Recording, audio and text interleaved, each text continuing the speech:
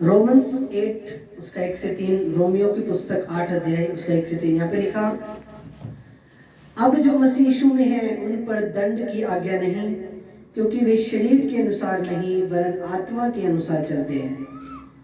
क्योंकि जीवन की आत्मा की व्यवस्था ने मसीह यीशु में मुझे पाप की और मृत्यु की व्यवस्था से आजाद कर दिया।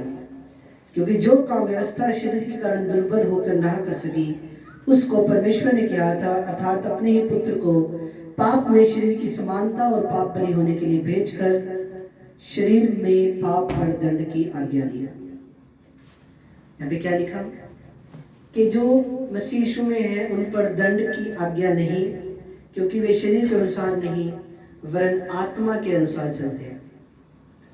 अगर आप मसीह यीशु में हो, अगर आपने जीसस को कबूल कर लिया है और उसको अपना मुक्तिदाता उद्धारकर्ता कबूल कर लिया है, तो तुम्हारे ऊपर दंड की आज्ञा नहीं होगी। अब ये दंड क्या है, यहाँ पे किस चीज की बात हो रही है? तो ये जो दंड जो है ये नरक की मृत्यु है। यहाँ पे जो दंड वर्ड किस चीज को प्रदर्शित कर रहा है, किस चीज को दिखा रहा है? ये दिखा रहा है कि नरक की मृत्यु को, दूसरी मौत। बाइबल में 2 तरह की मौत बताई गई है। एक मौत कौन सी है? एक मौत है जो हम सांसारिक रूप में मरेंगे, जब हम इस देह को छोड़ देंगे, एक वो मृत्यु है। और एक मृत्यु और भी है, वो है नरक की मृत्यु, दूसरी मौत, जो आपकी आत्मा की मृत्यु। एक आपकी शरीर की मृत्यु होनी है, एक आपकी आत्मा की भी मृत्यु होनी है। तो आत्मा की मृत्यु क्या है? वो नरक है। शरीर की मृत्यु क्या है? जब हम इस शरीर को छोड़ देंगे। तो 2 तरह की मृत्यु है, पर जो मसीह यीशु में है उनकी सिर्फ एक तरह की मृत्यु है। वो मृत्यु क्या है? वो मृत्यु ये है कि तुम सिर्फ इस शरीर को छोड़ोगे, तुम दूसरी मौत नहीं मरोगे, तुम नरक नहीं जा रहे हो, तुम स्वर्ग जा रहे हो। खुदा का वादा है कि मैं जा रहा हूँ और तुम्हारे लिए स्थान तैयार करने के लिए जा रहा हूँ, मैं तुम्हें अनाथ ना छोड़ूंगा। तो प्रभु के वचन में क्या लिखा? दंड की आज्ञा नहीं है उस व्यक्ति पे। जो मसीह यीशु में है उन पर दंड की आज्ञा नहीं, वे शरीर के अनुसार नहीं परंतु आत्मा के अनुसार चलते हैं। अब बहुत से लोगों ने प्रभु को छोड़ दिया, प्रभु में आए, 2-3 महीने चले, 6 महीने चले, साल चले, उसके बाद प्रभु को छोड़ दिया। तो बाइबल में लिखा अधूरे सुधार से विपत्ति है, यानी कि जो व्यक्ति प्रभु में आ गया और उसने प्रभु को छोड़ दिया, वो जो आत्माएं आपके घर से निकाली थी प्रभु ने, चाहे वो 1 थी, चाहे 2 थी, चाहे 3 थी, कितनी भी थी, बाइबल में लिखा वो एक आत्मा जब निकल कर जाती है तो उसके साथ 7 आत्माएं और आती हैं। मान लो आपके किसी के घर के अंदर 10 दुष्ट आत्माएं काम कर रही थी, वो प्रभु में आया, प्रभु ने उन दुष्ट आत्माओं को निकाल दिया, प्रभु ने उन्हें भगा दिया घर से। प्रभु की हजूरी होगी, प्रभु का वास हो गया, सारा पवित्र आत्मा की हजूरी होगी घर में, पूरा घर यीशु के लहू में कवर हो गया। अब दुष्ट आत्माएं आपके घर से निकाला है, आपने उसको फोर्सफुली उसको निकाला, आपने उसको धक्के से, आपने उसको जबरदस्ती निकाला उन दुष्ट आत्माओं को अपने घर से। ध्यान से सुनना मेरी बात। अब तुमने उन आत्माओं को निकाल दिया अपने घर से, दुष्ट आत्माएं थी, कुछ भी थी, तुमने अपने घर से निकाल दिया। मानो 5 दुष्ट आत्माओं को तुमने अपने घर से निकाल दिया। अब तुम प्रभु में आगे, प्रार्थना आपने लगातार करी, घर में पास्टर से प्रार्थना करवाई और आपने उन दुष्ट आत्माओं को निकाल दिया। अब क्या हुआ? साल बाद मान लो किसी ने छोड़ दिया प्रभु, तो साल बाद छोड़ दिया तो बाइबल ये बयान करती है वो दुष्ट आत्माएं आपने फोर्सफुली निकाली थी घर से, जबरदस्ती निकाली थी, धक्के से निकाली थी, उनको धक्के मार मार के तुमने घर से निकाल दिया। तुम्हें क्या लगता है जब वो वापिस आएंगी या किसी व्यक्ति की लाइफ में दोबारा आएंगी तो क्या वो फूलों की माला लेकर आएंगी? नहीं, फूलों की माला लेकर नहीं आएगी, वो कल्ली तो आएगी, वो 7 और लेके आएगी अपने साथ, ऐसा बाइबल में लिखा हुआ है। मैं किसी दिन वो वर्ड आपको बताऊंगा कहाँ लिखा हुआ है, बाइबल में ऐसा लिखा हुआ है। तो जो लोग प्रभु को मान के छोड़ देते हैं उनकी हालत पहले से भी ज्यादा खराब हो जाती है। वो लोग, कुछ लोग नशे में चले जाते हैं, कुछ लोग बीमारियों में चले जाते हैं, कुछ लोग अंधकार में चले जाते हैं, पर उनकी हालत पहले से भी ज्यादा खराब हो जाती है।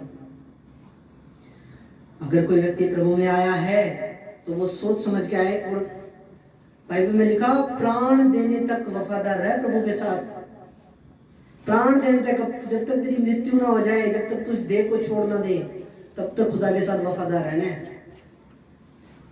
पर यहाँ पे क्या होता है संसार में, थोड़ा सा किसी ने भड़काया नहीं, कौन प्रभु कौन चर्च, चलो जी छोड़ देते प्रभु। थोड़ी सी किसी ने उंगल लगाई नहीं, इतने में बस प्रभु को छोड़ने के लिए तैयार। छोड़ दो, प्रभु को मानने वाले 450 करोड़ लोग इंडिया में, पूरे वर्ल्ड में। प्रभु को कोई फर्क पड़ेगा? प्रभु को फर्क नहीं पड़ेगा। तुमने तुम्हारे उद्धार को खो दिया, तुमने तुम्हारी मुक्ति को खो दिया। मैं ऐसे लोगों को बोल रहा हूँ जो महीना आए, 4 महीने आए, हाँ ठीक है जी, घर में सारा कुछ ठीक हो गया जी, पहले तो रात को दाबे पड़ते थे, पहले तो रात को जब बाथरूम उठने भी डर लगता था, हाँ जी, अब ठीक हो गया सब कुछ, औलाद एकदम बढ़िया हो गया, काम को मैं एकदम मैं कर रहा हूँ, 1 नंबर चल रहा सारा सिस्टम।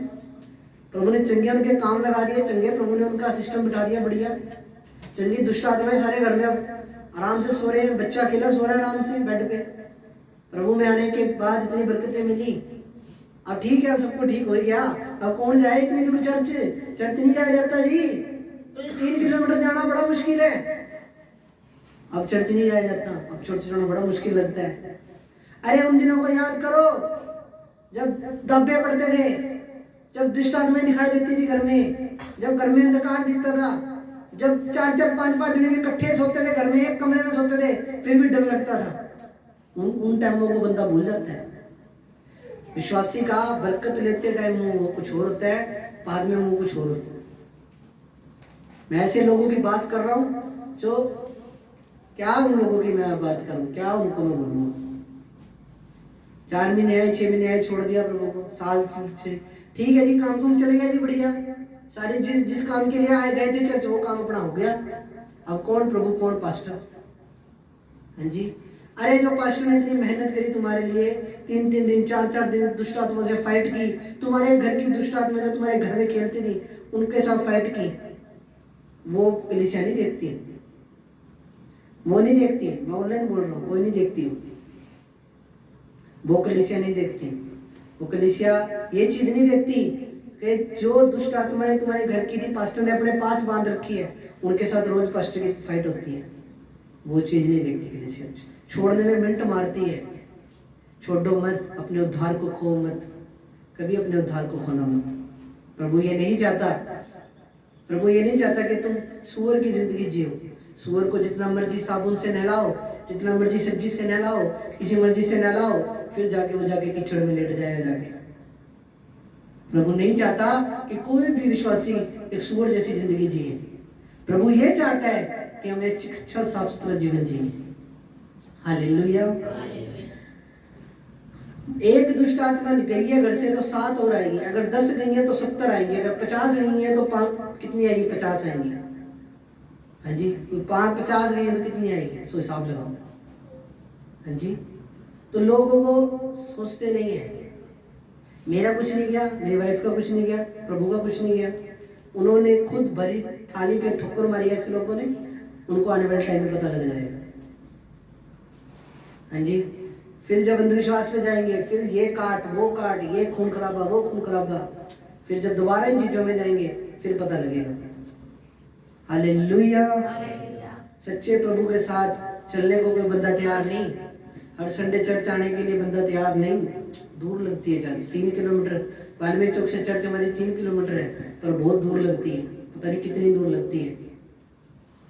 संडे का दिन मोस्ट इंपॉर्टेंट दिन है, वो किसी ने मिस नहीं करना। अगर तुम सच्चे विश्वासी हो, सच्चे प्रभु के बेटे और बेटियां हो, तो किसी ने मिस नहीं करना। हालेलुया। जिसकी अटेंडेंस सबसे ज्यादा होएगी उसको मैंने पिछली बार सम्मानित करा था, इस बार भी सम्मानित करूंगा। इस बार नोटों की माला पा के सम्मानित करूंगा। हालेलुया। समझ रहे हो? उसको शील्ड दूंगा मैं चर्च की तरफ से बनवा के। हालेलुया। आया करो, अच्छा लगता है, सब मिलते हैं आपस में ना, सब बैठते हैं, इकट्ठे बीमा करते हैं। घर में तो आप करते ही हैं, घर में तो अपना डेली कर रही है। ये फैमिली है, एक परिवार है, एक अपना गुरु एक है, अपना परमेश्वर एक है, तो ये पूरी फैमिली है पापा। एक परिवार से मिला करो, आया करो खुदा के भवन में, सब आया करो। हालेलुया। समझ रहे हो मेरी बात? आगे वचन में लिखा, उन पर दंड की आज्ञा नहीं जो यीशु मसीह पे जिन्होंने विश्वास कर लिया, जीसस को अपनी लाइफ दे दी, अपना जीवन दे दिया, उन पर अब दंड की आज्ञा नहीं। बाकियों की मेरी कोई गारंटी नहीं। समझ रहे हो? बाकियों की मेरी कोई गारंटी नहीं, जो मसीह में है उनकी फुल बेटा फुल गारंटी है यीशु मसीह के नाम में। तुम्हारे पासपोर्ट पे यीशु मसीह के लहू की मोहर लग चुकी है यीशु मसीह के नाम में। तो कलाम में क्या लिखा? कि जो आत्मा के चलाए चलते हैं, क्योंकि वे शरीर के अनुसार नहीं, वे आत्मा के चलाए चलते हैं।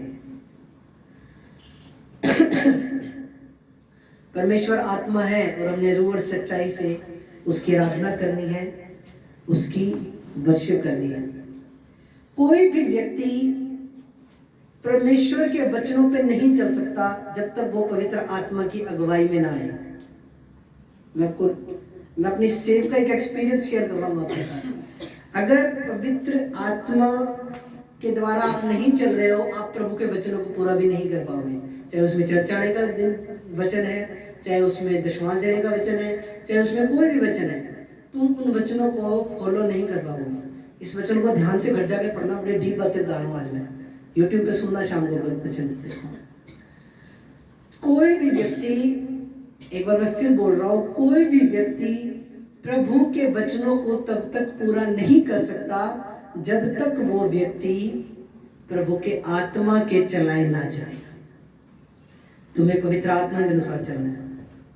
तुमसे प्रेयर नहीं होती है, रात में तुम बैठते हो, तुम्हें उबासी आती है, तुम्हें नींद आती है, पवित्र आत्मा की अगुवाई लो। पवित्र आत्मा को इनवाइट करो, पवित्र आत्मा को बोलो, पवित्र आत्मा मुझ पे कब्जा ले, पवित्र आत्मा मेरी अगुवाई कर। 15 मिनट बाद फिर सुस्ती आएगी, फिर शैतान अटैक करेगा सुस्ती का, फिर बोलो पवित्र आत्मा मेरी अगुवाई कर, पवित्र आत्मा मेरी मदद कर। जब भी तुम्हें लगे शैतान तुम्हें प्रार्थना से हटा रहा है, या प्रार्थना के फोकस से हटा रहा है, या तुम्हें पवित्र परमेश्वर का तुम्हारा कनेक्शन टूट रहा है प्रार्थना के अंदर बैठे हुए, उसी टाइम बोलना है, पवित्र आत्मा जी मेरी मदद करो, मेरी सहायता करो, मेरी अगुवाई करो। बिना पवित्र आत्मा की कोई भी बंदा वचनों पे नहीं चल सकता, यह अजमाई बात है। कोई भी व्यक्ति वचनों पे नहीं चल सकता जब तक वो पवित्र आत्मा के चलाए ना चले। एक वचन और हम देखेंगे,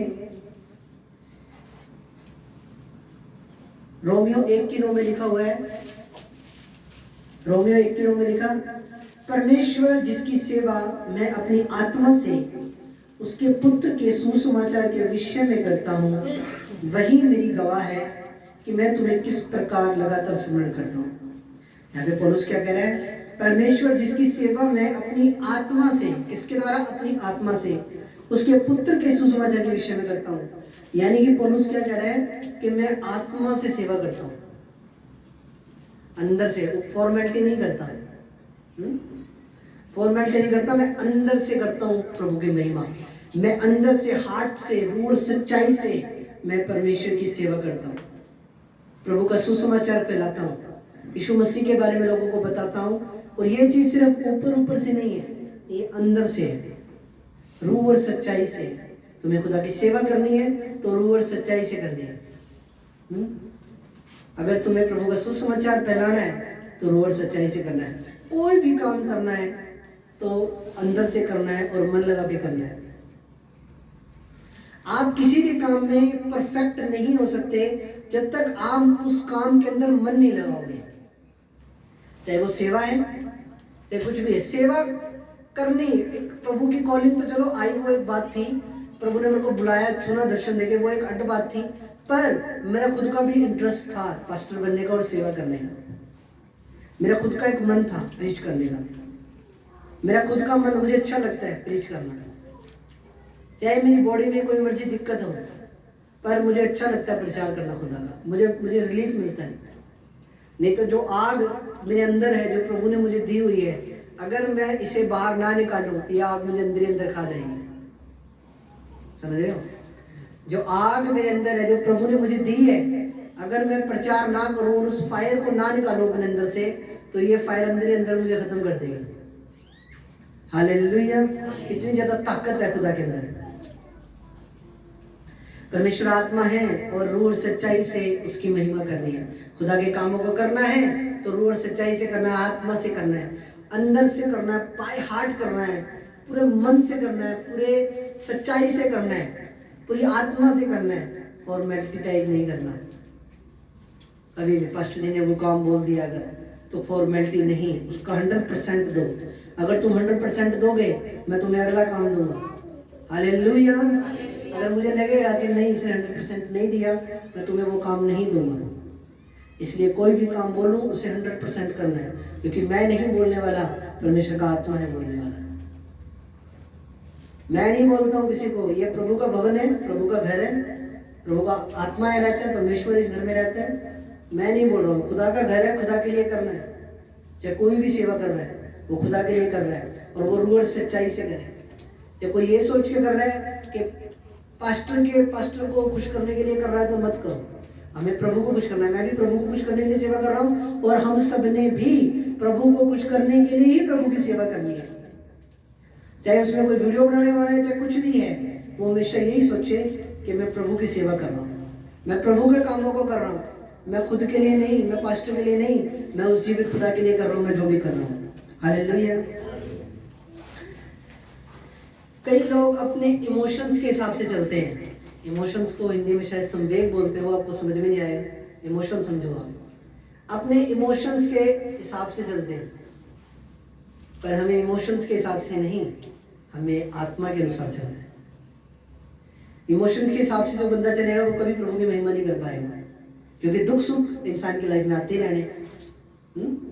अगर कोई बंदा ये सोचे वो इमोशंस के हिसाब से अगर चलेगा, तो वो व्यक्ति जब चलेगा तो मान लो आज वो खुश है तो आज वो प्रभु की महिमा कर रहा है, पर कल वो दुखी है तो वो कल प्रभु की महिमा नहीं करेगा।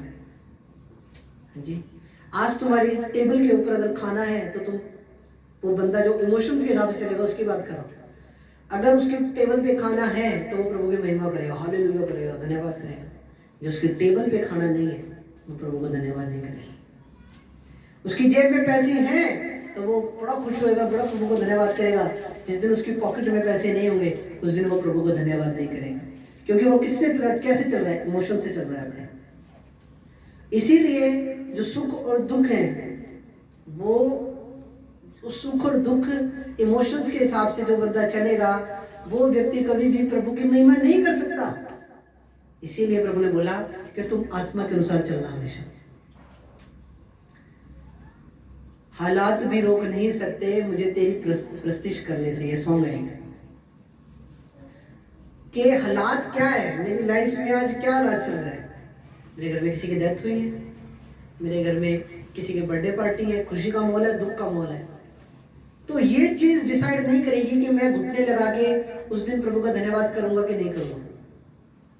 मान लो मैं दुख में हूं और बहुत ज्यादा दुख में हूं, हमें पता है, हम मसीह लोग हैं, हम जानते हैं कि मरना हमारे लिए लाभ है। पौलुस बोलता है कि मरना मेरे लिए अति उत्तम है, मरना मेरे लिए लाभ है, क्योंकि मैं मरूंगा तो मैं भी प्रभु के पास चला जाऊंगा, प्रभु की गोद में चला जाऊंगा।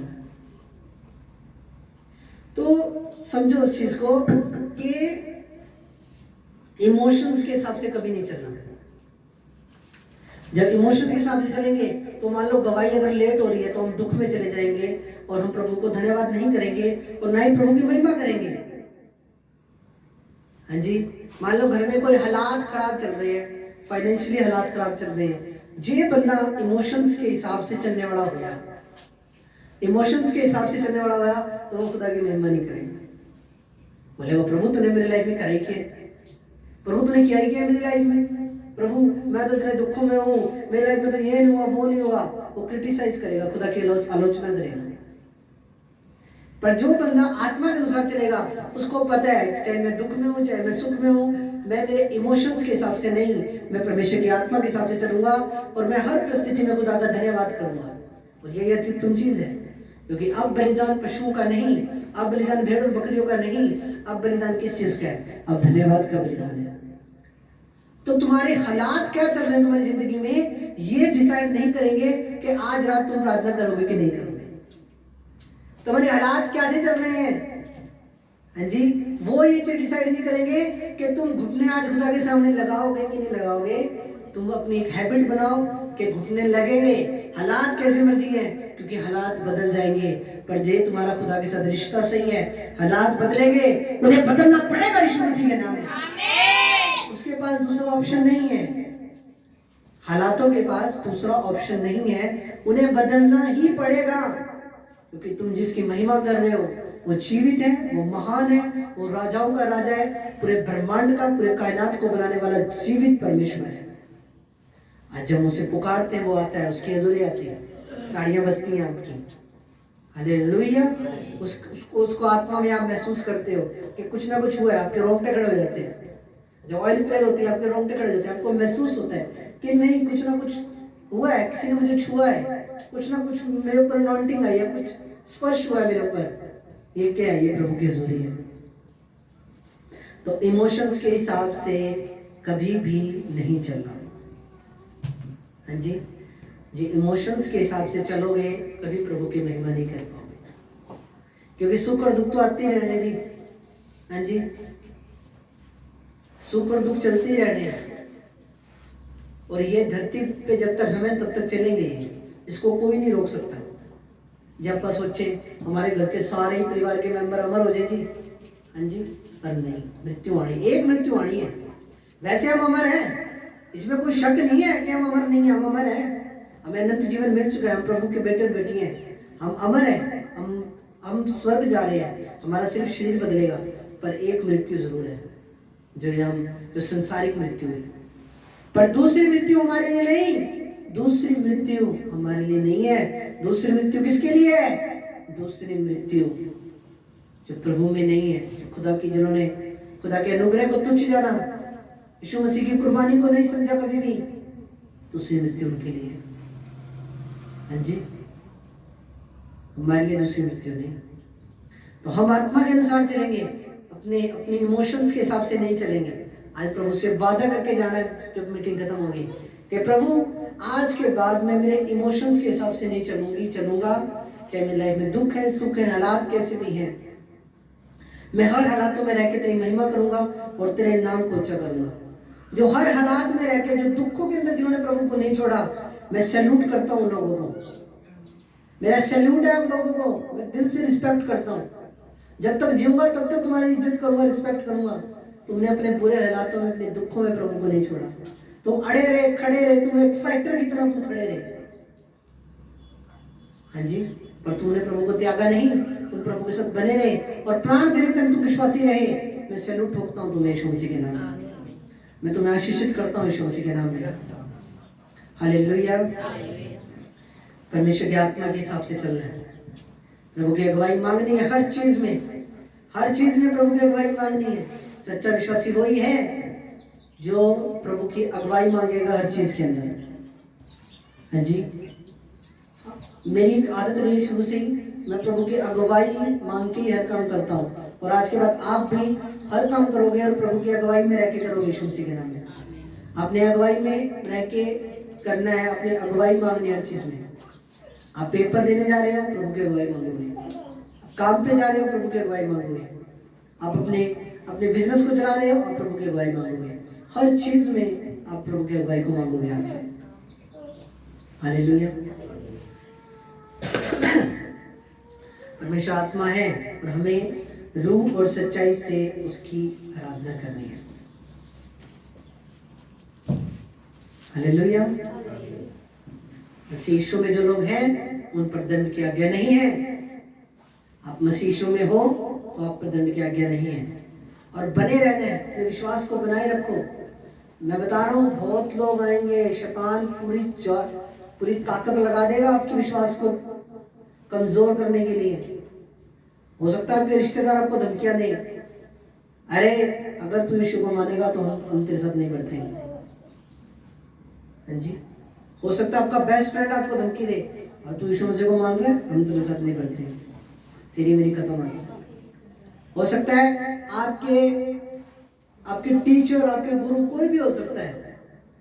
हो सकता है बहुत से लोग आप पे टोंट मारे, तो गाय खाने वाला बन गया जी, तो ये बन गया, वो बन गया। नहीं, हमने सच्चाई को जान लिया है, सच्चाई के पीछे चलेंगे। जब तक जान है तब तक सच्चाई के पीछे चलेंगे, और सच्चाई से कभी हटेंगे नहीं यीशु मसीह के नाम में। हम अन्य जाति लोगों से प्रेम करते हैं, हम उनके लिए दुआएं करेंगे, प्रभु ने उन पे दया करे, वो लोग बदले, वो चेंज हो, और हम सबसे प्रेम करते हैं, हमारे मन में किसी के लिए वो नहीं। पर अपने विश्वास की रक्षा करनी ये आपकी खुद की पर्सनल जिम्मेवारी है। अपने विश्वास की रक्षा करना ये आपकी खुद की पर्सनल जिम्मेवारी है, इसे आप निभाओगे। 4 साल तक जब विश्वासी एक प्रभु में रह जाता है, 4 साल का टाइम ऐसा है, 4 साल के बाद में विश्वासी पक्का हो जाता है मसीह में, फिर उसके बहुत कम चांस होते हैं बैकस्लाइड होने के, प्रभु से दूर जाने के। पर 4 साल तक शैतान पूरी कोशिश करता है कि वो किसी ना किसी तरह इसके विश्वास को खराब करे और प्रभु से दूर लेके जाए। हालेलुया। 2 चीजें आपकी लाइफ में हमेशा होनी चाहिए, प्रार्थना और बोना। 2 चीजें आपकी लाइफ में होनी चाहिए, प्रार्थना और बोना, क्योंकि प्रार्थना ने भी आपके रास्ते खोलने हैं और बीज बोने ने भी आपके रास्ते खोलने हैं। जो बीज आप बोते हो वो एक आराधना का ही एक पार्ट है, ये चीज समझनी पड़ेगी। जो बीज बोते हैं हम, वो एक आराधना का ही एक भाग है, इससे अलग नहीं है, इससे अलग नहीं है, वो इसी का एक पार्ट है। जो खुदा की महिमा कर रहे हैं, वर्शिप कर रहे हैं, जो वचन पढ़ते हैं, जैसे वचन पढ़ना एक संडे मीटिंग का एक पार्ट है, प्रार्थना करने एक पार्ट है, महिमा करने, ढोलक बजा के, साज बजा के प्रभु की महिमा करनी, ये एक पार्ट है। उसी तरह बीज बोना भी एक पार्ट है, पर शैतान इस चीज को विश्वासियों के मन में ऐसा डालता है कि वो इस चीज से अलग कर देता है उस चीज को, पर ये इसी का एक पार्ट है। और एक चीज हमेशा याद रखना, तुमने खुदा के दिए हुए में से देना है, और तुम्हारे रास्ते तब तक नहीं खुलेंगे जो तुम बड़ी चीजें मांग रहे हो प्रभु से, वो बड़ी चीजें तब तक नहीं होंगी जब तक तुम प्रभु की सेवा के लिए बोगे नहीं। एक सिस्टर थी, उनकी मैरिज नहीं हो रही थी, 32-33 साल उनकी एज हो गई थी, घर वाले बड़े टेंशन में थे। उन्होंने प्रभु की सेवा के लिए बीज बोया जब वो पिछली चर्च बन रही थी। आप यकीन नहीं मानोगे, 1.25 महीने के अंदर उसकी मैरिज हो गई थी। कई बार कुछ चीजें ऐसी होती हैं जो आपके बोने के द्वारा खुलती हैं। हालेलुया। तो इसलिए बोने से कभी पीछे मत रखना, उत्तम बोना और हमेशा प्रभु के कामों के लिए रहना है। हर चीज में चाहे बोने का मामला हो, चाहे प्रार्थना का मामला हो, चाहे कोई भी चीज हो, आपने हमेशा आगे रहना है। आप बोगे और 1000 गुना करके काटोगे यीशु मसीह के नाम में। ये इससे अलग नहीं है, ये इसी का एक पार्ट है। और ये मैंने नहीं बनाया या किसी पास्टर ने नहीं बनाया, ये प्रभु के टाइम से चलती आ रही है चीजें। जब प्रभु यीशु मसीह मंदिर में गए, एक विधवा थी, उसके पास एक सिक्का था, उसने वो मंदिर में बो दिया। हाँ जी। तो ये बोने का सिलसिला तो बहुत पुराना चल रहा है, ये किसी इंसान का शुरू किया हुआ नहीं, ये प्रभु का शुरू किया हुआ है। तो जब उसने वो सिक्का बोया, चांदी का सिक्का उसने बोया, तो प्रभु ने उसको बोला, इसने सबसे अधिक बोया। तुमने तो कुछ कुछ अपनी प्रॉपर्टी में से बोया है, तुमने तो कुछ कुछ बोया, पर इसकी जो सारी प्रॉपर्टी थी इसने सारी की सारी बोई। हालेलुया। बोना हमेशा, बोने के लिए हमेशा आगे रहना है। प्रभु की सेवा के लिए बोना है, प्रभु के कामों के लिए बोना है, खुदा के राज्य के लिए बोना है, ताकि सुसमाचार दूसरों तक भी पहुंचे। हालेलुया। खुदा आपको आशीष दे। रूह और सच्चाई से भर के प्रभु की महिमा करनी है, रूह और सच्चाई में चलना। आज का वचन थोड़ा गहरा है, इसको घर पे जाके सुनना, यूट्यूब पे शाम तक डल जाएगा, आप सुनोगे, आप ब्लेस होगे यीशु मसीह के नाम में। हालेलुया। अगर आप अपने पास्टर को इंटरेस्ट के साथ सुनो, तो आपको आपके खुद के पास्टर का प्रचार अच्छा लगेगा। जो इंटरेस्ट के साथ नहीं सुनोगे, जो फोकस ही लगा रखा है बड़े पास्टरों के ऊपर, तो अच्छा नहीं लगेगा। जो तुमने अपना दिमाग ही ऐसे सेट कर लिया कि नहीं जी उसी पास्टर का सुनना है जी, वही है जो भी है जी, तो मेरा प्रचार तुम्हें इंटरेस्टेड नहीं लगेगा। मैं खरी बात बोल रहा हूँ सीधे तुम्हारे मुंह पे।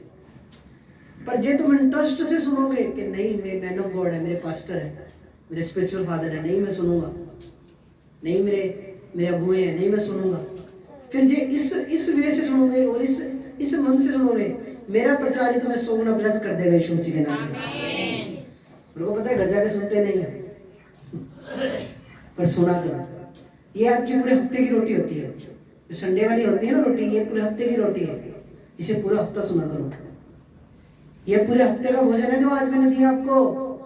ऐसे नहीं कर संडे को सुन लिया जी, ठीक है जी, होगी जी रोटी पूरी, टेंट से लगना नहीं है, बस कोई दिक्कत नहीं है।